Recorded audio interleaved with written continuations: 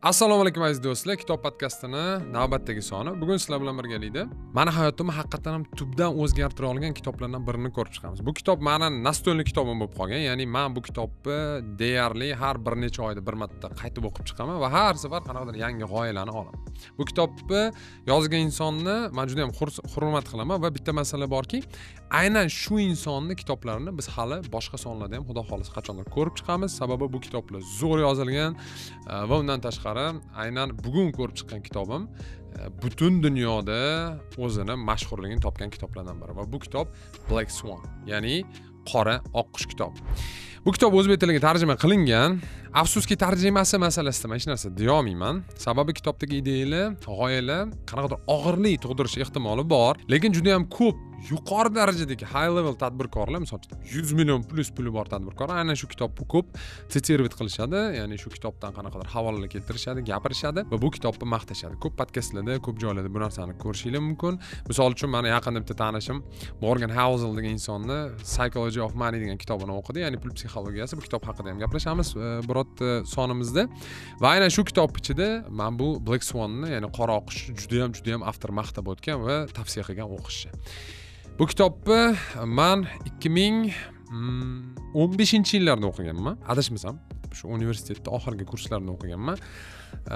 Va meni hayotimga o'ta tubidan ta'sir qilgan, meni fikrlashimga tubidan ta'sir qilgan. Men aynan shu kitobdan keyin ancha kam xato qilishni boshladim desam, menimcha mubolag'a bo'lmaydi. Yana bir marta kitobni men tavsiya qilaman o'zini original tilda o'qishni, ya'ni ingliz tilida. Agar ingliz tilini bilmasanglar, bir necha oy o'rganib keyin kitob o'qishga o'tib ketsanglar bo'ladi. Chunki ingliz tili kitoblarning bitta zo'r tomoni bor, ular tushunarli tilda yoziladi.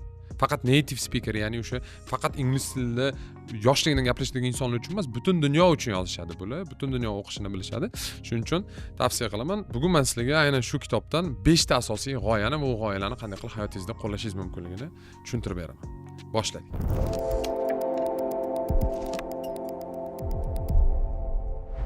Birinchi asosiy g'oya Black Swan'ning g'oyasi. O'zi Black Swan nima degani? Qora oqqush ideyasi qayerdan kelgan? Qisqa tushuntirib beraman. Yevropada bir paytlar oqqushlar bo'lgan faqat. Ya'ni oqqushlar juda ham ko'p bo'lgan. Hamma joyda oqqushlar, ko'llarda oqqushlar, o'rmonlarda oqqushlar, hamma joyda oqqushlar. Va shunaqa gap bo'lardi o'tda. Qora oqqush yo'q, bunaqa oqqush bo'lishi mumkin emas. Ya'ni qora oqqush deganda juda ham kamyob, kamdan kam uchrashi mumkin bo'lgan hodisalarga aytiladi. Aynan Black Swan termini, ya'ni Taleb Nassim, ya'ni shu kitobni yozgan insonning o'zi kirgizgan bu terminologiyani hozirgi kunda iqtisodiyotda ishlatiladi. Qora oqqush degani kamdan kam uchraydigan holat, lekin hamma narsani o'zgartiradigan holat. Misol uchun 2020-yilda bo'lgan pandemiya men uchun qora oqqush bo'lgan. Sababi hech kim kutmagan bu narsani. Ya'ni misol uchun men 30 ming, 40 ming dollar pul olib, bitta odam bilan sherik bo'lib, 280 kvadrat metr joyi olib turib, remont qilib, endi biznesimiz boshlagan paytimizda 2 oy yurganimizdan keyin mart o'rtasida pandemiya, karantin bo'ldi va biz yopildik tabiiyki. Bu narsa qora oqqush bo'lgan, ya'ni hech kim kutmagan hodisa. Qora oqqushning bitta zo'r tomoni bor. Mingsiz oqqushlarni o'zini kuzating. O'sha yevropaliklar shunaqa o'ylagan bir paytlar. Oqqushlarni ming kuzating, qora oqqush hech qachon bo'lmaydi deyolmaysiz. Ya'ni millionta, 10 millionta, 1 milliardta oqqush ko'rganingiz bilan bu qora oqqush yo'qligi nisbati bo'la olmaydi. Bir donagina qora oqqush qolgan hamma oqqushlaringizni chopib yuborish mumkin. Misol uchun, birinchi g'oyasi aynan qora oqqushni bu dunyoni nima bo'lishini oldindan bilib bo'lmaydi. Va bu narsaga tayyor turish kerak. Misol uchun, buni kitobda yozgan avtor 2008-yilda jahon ekonomik iqtisodiy krizisi bo'lgan va o'sha paytda u 2004-yilda bundan boshqa bitta kitobi bor. U yerda yozganki, mana shu krizis kutyapman va krizisga tegishli o'sha aksiyalarni sotib olyapman yoki shunga pul tikkanman deganda 300 ming dollar umumiy qiymatda 6 yil ichida tikkan bo'lgan. Krizisni hech kim kutmagan, iqtisodiyotchilar ustidan kulgan, lekin krizis haqiqatan yetib kelgan, qora oqqush bo'lgan, juda ham katta dunyoni o'zgartirib olgan bitta hodisa bo'lgan va bu inson bir kunning o'zida 400 milliondan ko'p pul topgan o'shanda. 300 ming dollar puli 400 million dollar bo'lib ketgan, karrasiga ko'payib ketgan aksiyalar, chunki bu narsani kutgan. Nima olishingiz mumkin bu g'oyadan? Qanaqa o'zingiz uchun amaliy narsa olishingiz mumkin? Juda oddiy, kibrlanmang, katta ketmang. Oldindan nima bo'lishini hech qachon bila olmaysiz. Har safar harakat qiling dunyoni noma'lumligini inobatga olishga. Misol uchun agar bor burdingiz $100,000 bo'lsa, hammasiga borib biznes qilmang. Siz bilmaysiz u biznes yuradimi, yurmaydimi, ustingizda qanaqa ustoz turishidan qat'iy nazar, nima bo'lishidan qat'iy nazar, inson shunchaki ojiz bu narsalarga. Ya'ni kelajak biz uchun yopiq, oxirigacha bila olmaymiz. To'g'ri, biz taxmin qilishimiz mumkin. Misol uchun men taxminim bo'yicha ertaga quyosh chiqadi. Lekin quyosh chiqadimi, chiqmaydimi, u chiqmaguncha oldindan 100% aniqlik bilan bila olmayman. Va meni taxminlarim undan oldin bo'lib o'tgan kunlarga asoslanadi. Shu paytgacha men 34 yil yashab keldim. Har safar ertalab tong otyapti. Demak, ertaga ham tong otadi degan xulosa qilaman. Lekin bu xulosam qanchalik to'g'riligini men oldindan bila olmayman. Ming haligi bo'lganim bilan. Shuning uchun dunyo noma'lumligini inobatga olsangiz, kamroq xato qilasiz. Har ehtimolga qarshi shu 100 mingingizni emas, 20 mingingizni, 30 mingingizni ishlatasiz, 70 ming, 60 ming pulni olib qo'yasiz va mabodo nimadir o'xshamay qolsa ham siz katta ehtimol bilan sinib ketmaysiz. Shuning uchun birinchi g'oya shundan iborat. Dunyo noma'lumlikdan iborat.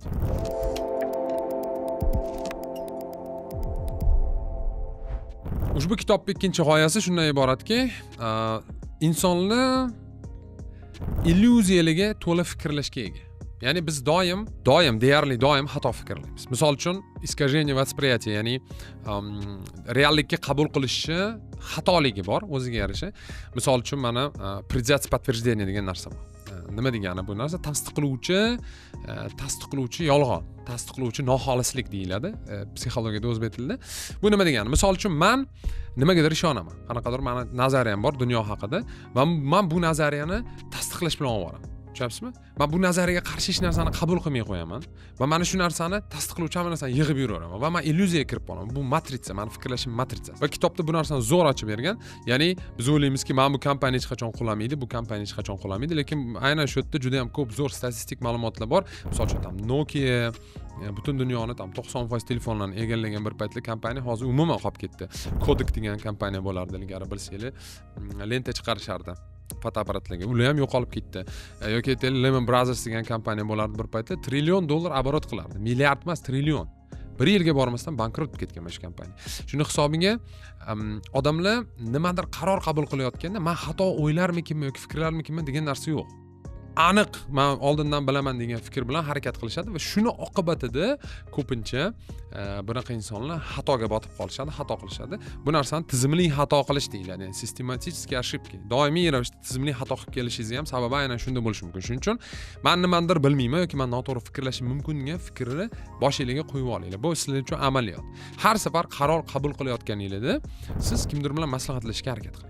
Kamida 4-5 ta yaxshi, aqlli, biladigan, analitik qobiliyati kuchli insonlar tashqaridan siz proyektingizga, siz qaroringizga qarasin va o'sha insonlarni tinglashga harakat qiling. Men sizga to'g'ri tuyulsin, men sizga boshqa narsa tuyulsin, noto'g'ri bo'lish ehtimoli bor va katta kompaniyalar mana shu yolg'onga kirib qoladi odatda. Aqlli insonlar, milliard dollar qiladigan insonlar o'ylaydiki, dalshi ham shunaqa bo'ladi, doim shunaqa bo'ladi. Doim bunaqa bo'lmasligi mumkin. Bozor bir kunda o'zgarib ketishi mumkin. Misol uchun, Innovator dilemmasi nomli bitta zo'r kitob bor. Clayton Christensen ismli marketolog yozgan. Kitob ichida bitta statistika keltiriladi. Nechinchidan yili CD disklar chiqaruvchi kompaniyalar 150-200 ta bo'lgan. Amerikada. 1 yildan keyin 4 ta qolgan xolos. Nimaga? Chunki diskga hech kim kerak bo'lmay qolgan. Shunchaki kerak bo'lmay qolgan, hamma fleshkaga o'tib ketib qolgan. Bo'ldi. Texnologiya o'zgarib ketdi, qolgan kompaniya o'zgarishga ulgurmadi. Xuddi shunaqa o'zgaruvchan dunyoda hamma narsani bilaman deyish juda ham katta xavf. Bilmayman. O'shanga ham aytiladi, mana qadimgilar aytadi, beshikdan qabrgacha ilimizlar deyiladi. Doimiy ravishda to'xtamasdan o'zsiz ishlasangiz, katta ehtimol bilan bu xatoga yo'l qo'ymaysiz. Bu ikkinchi g'oya.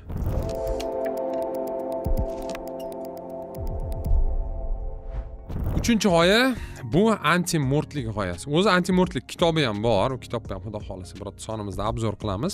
Bu g'oya nima deydi? Oldindan nimanidir prediction qilishga, ya'ni nimanidir oldindan bilishga harakat qilishga urinmagin. Undan ko'ra deydi avtor. Undan ko'ra sen o'zingni anti-mort qilgin. Ya'ni mabodo nimadir bo'lib qolsa, B planing bo'lsin. Odamlar bizda mana bunaqa pozitiv fikrlash modasi bor. Bu insonlar nima deydi? Yo, yaxshi niyat qilish kerak, yaxshi niyat qilish kerak, yaxshi niyat qilish kerak. Xuddi shunaqa. Aslini olganda buning davomi bor. Yaxshi niyat qilish kerak, yomon tomonni o'ylab qo'yib. Yomon tomonni o'ylab qo'ymasa, siz yaxshi niyat qilishingizdan hech qanaqa foyda yo'q. Sababi mabodo nimadir noto'g'ri ketib qolsa, sizda o'sha yomon tomon o'ylanmagan bo'ladi. Qadimgidan zo'r bitta maqoli bor. Aqlli inson tinchlik paytida urushga tayyorlanur.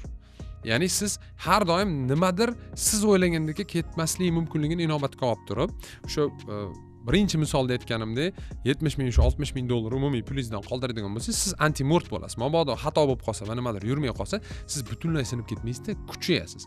Xato sindirishi mumkin, xato kuchaytirishi mumkin. Xato qachon sindiradi? Qachonki bor burdingizni qo'ysangiz. Qachonki siz o'zingizni bog'lamasdan turib tepaga chiqsangizda, men aniq chiqa olaman deb turib chiqib ketsangiz, keyin pastga tushib ketsangiz, bo'ldi, xato sizni sindiradi, yerga urilasiz, tomon bo'lasiz, olamdan o'tib ketasiz. Lekin agar siz o'zingizni belingizni bog'lagan bo'lsangiz, tepaga chiqishingiz jarayonida yiqilib tushib qolsangiz, siz tirik qolasizda, keyingi safar aynan shu yiqilgan joyingizni inobatga olib, yana qayta chiqishingiz mumkin bo'ladi. Tushunyapsizmi? Ya'ni pozitiv fikrlashni ko'pchilik noto'g'ri tushunadi. Pozitiv fikrlash bu yugurib olib turib, qayerdandir qayerga sakrash emas, uchib ketaman. Yo'q. Bu o'zingiz strafovka qilgan holatda risk qilish. Ya'ni agar men yana bir marta tepaga chiqayapman-da, men belimni bog'lab olaman, har ehtimolga qarshi nimaga? Men tushib ketaman degan niyatim yo'q men. Mabodo tushib ketib qolsam degan ideyam bor xolos. Mana shu narsani o'ylashinglar kerak. Shuning uchun anti-mort bo'lishga harakat qiling. Anti-mort insonda doim plan B, plan C va hokazo qo'shimcha planlar bo'ladi. Bitta asosiy plan bor. Mabodo nasib qilmasa nimadir o'xshamay qolsa, qolgan planlar sizni shu arqonga o'xshab ushlab qoladi. Shuning uchun anti-mortlik degani bu o'zingizni arqon bilan bog'lab oling, tushib ketib qolsangiz o'lmaysiz.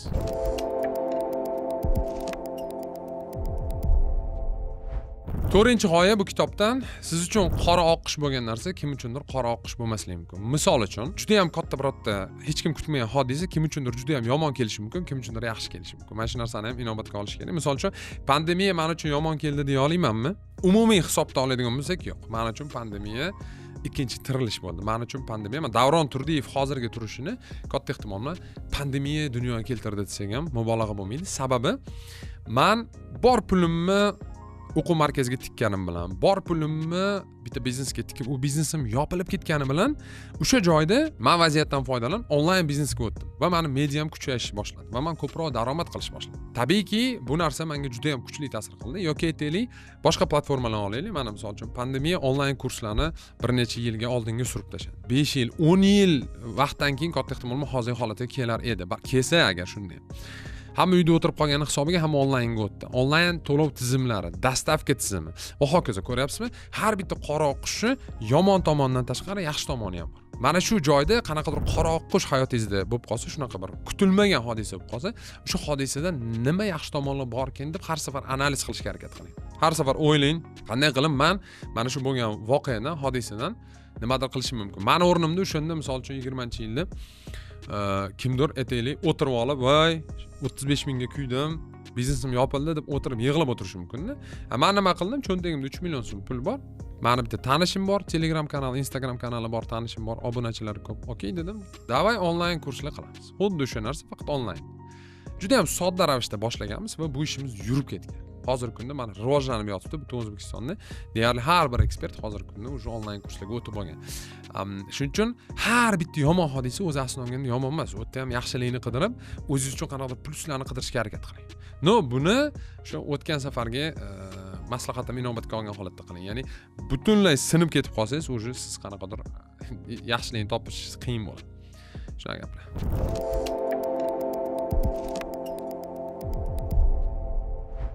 5-g'oya retrospektiv fikrlashning xatosi. Bu nima degani? Birorta hodisa bo'lib o'tgandan keyin biz o'sha hodisani biz bildik deb o'ylaymiz. To есть taxminimiz to'g'ri chiqsa, bu katta yolg'on. Misol uchun menda o'sha retrospektiv xatolik bo'lgan 2019-yil Fuxan, Xitoyda karantin boshlandi. Men o'yladim, mana misol uchun men nima deb o'yladim? Endi O'zbekistonda hech qachon karantin bo'lmagan-ku. Men 60ga qaradim tarixga. Bo'lmagan bo'lsa bo'lmaydi. Odamlar shuni deb o'ylaydi. Hech narsa bo'lmagan-ku. Hech narsa qilmagan-ku, to'g'ri. Misol uchun qaysidir insonga aytsangiz, bolangga bunaqa qilmagan desangiz, menga shunaqa qilishgan, normal bo'ldi-ku deydi. Tushunasizmi? Ya'ni retrospektivdan o'ylaydi, ilgari bo'lgan hodisa doim bo'lib keladi deb o'ylaydi. Yaponiyada bilsanglar, hodisa bo'lganda atom elektr stansiyasida tsunamidan, shu suvdan anaqa chiqib ketib, radiatsiya chiqib ketganda, yaponlar nima deb o'ylashgan? Ular o'sha ограждение, ya'ni to'sig'i ilgarigi eng katta bo'lgan suv darajasida qurishgan. Ya'ni butun tarixni ko'rib chiqishganda, okean mana shugacha ko'tarilgan ekan deb o'lchashgan. Ha, demak endi mana shundan balandroq ozgina qursak bo'ldi. Endi okeanning eng katta ko'tarilgan joyi shu, bundan buyog'iga o'ta olmaydi deb o'ylashgan. Lekin adashmovchilik nimada bo'lgan? O'sha paytda eng katta joygacha ko'tarilgan suv o'sha payt uchun eng katta joy. Tushunyapsizmi? Kelajakda bundan katta ko'tariladi yoki ko'tarilmasligini oldindan bilib bo'lmaydi. Shuning uchun ha deb tarixdan o'rganaman, retrospektivada oldin nimadir bo'lgan bo'lsa, demak doim shu narsa bo'ladi degan fikr bilan o'zinglarni aldash yomon. Shu paytgacha eshigini qulflamadim-ku, bironta o'g'ri tushgani yo'q-ku, qulflamay yuraveraman deydigan odamlar katta ehtimol bilan o'sha o'g'riga duch keladi qachondir. Shuning uchun orqaga qarab kelajak haqidagi xulosani chiqarish jarayonida ehtiyotkorroq bo'lish kerak. Umumiy fikrlashni o'rganish kerak. Nafaqat ilgari bo'lmagan-ku, demak hozir bo'lmaydi yoki shu paytgacha bo'lib kelgan-ku, demak keyin ham bo'ladi. Bunaqa bo'lish ehtimoli doim ham kuzatilmaydi. Shu paytgacha bo'lib kelgan narsangiz, mana o'sha katta kompaniyalar ham nima sindirgan? Shu paytgacha milliardlar topib yuribmiz-ku, nima qilaman, sifrovoy qilaman deganda kodik. Tamom bo'ldi, pishdi. Shu paytgacha mana qog'ozda ishlab kelganmiz-ku degan Lehman Brothers. Mana qog'ozda nima qilamiz? Kompyuterga o'tib, boshqa narsaga o'tib, butun dunyo shundan o'tib ketgan, ulgurmay qoldi. Tushunmay qoldi nima bo'lgani, qanday bo'lgani va hokazo. Shu paytgacha yaxshi bo'lgan, hech narsa qilmaydi, karantin bo'lmagan, O'zbekistonda millionlab dollarni arendaga tikib boshqa narsa qilib turib biznes boshlaganlar karantin tufayli sinib ketganini men ko'rdim. Shu paytgacha bo'lgan degani keyin ham bo'ladi degani emas. Mana shu narsani qancha erta tushunsa, shunchalik o'zingizga yaxshi bo'ladi. Va bu kitobning 5-g'oyasi. Xo'p, umumiy olganda, Black Swan kitobi sizni ancha real fikrlashga undaydi. Men bu kitobni ko'p o'qiganman. Adashmasam 4 marta o'qigan bo'lsam kerak. Undan tashqari bu kitobga ko'p qaytib turaman. Ayrim ichidagi bo'limlar menga ko'proq yoqadi. Bir o'qib turaman, boshqa qilaman. Hayron qoldiradigan narsa nimadan iborat? Bu kitobni men har gal o'qiganimda nimadir yangilik o'rganaman. Har safar. Qanaqadir yangilik, nimadir yangiroq tushunaman. O'zi meni prinsipim bor. Ikkita kitobni bir martadan o'qigandan bitta kitobni 2 marta o'qigani yaxshi. Chunki bir safar o'qiysan, tajribani olasan, ishlatasan, yashaysan, qanchadan vaqtdan keyin yana o'qiysan, o'sha boshqa inson bo'lib o'qiysiz kitobni. Masala shunda, ya'ni kitobni o'sha boshqacha ko'z bilan o'qiysiz. Bitta kitob ikkita har xil ma'lumot berish ehtimoli ham juda ham katta bo'ladi shunda. Shuning uchun sotib olinglar, o'qinglar, topinglar, kitob sizlarga haqiqatan ham foydali bo'ladi. O'zbek tilida bormi? Bor, aniq bilaman. Yaxshi tarjima qilinganmi? To'g'risini aytaman, shubham bor. Chunki kitobdagi ideyalarni tushunish uchun va tarjima qilish uchun o'sha tarjima qilayotgan insonning o'zi original kitobni bir necha marta o'qib chiqib, hayotida qo'llab, bu narsani ham o'zining ichidan o'tkazgan bo'lish kerak. Agar o'tkazmagan bo'lsa, katta ehtimol bilan kitobning ideyalarini shunchaki tushunmasdan tarjima qilib qo'ygan va bu xavfli. Kitobning asosiy bitta fikri, ya'ni sizlarga bo'lgan message, ya'ni sizlarga bo'lgan asosiy aytmoqchi bo'lgan gapi bu muallifni shundan iboratki, bu dunyo noma'lumlikdan va bo'lishi mumkin bo'lgan qanaqadir tushunarsiz holatlardan iborat. Va shunga qanchalik ko'proq tayyorgarlik ko'rsangiz, shunchalik qolganlarga qaraganda ko'proq yutasiz. Shunaqa gaplar, sog' bo'ling, omon bo'ling, ko'proq kitob o'qing. Paka-paka.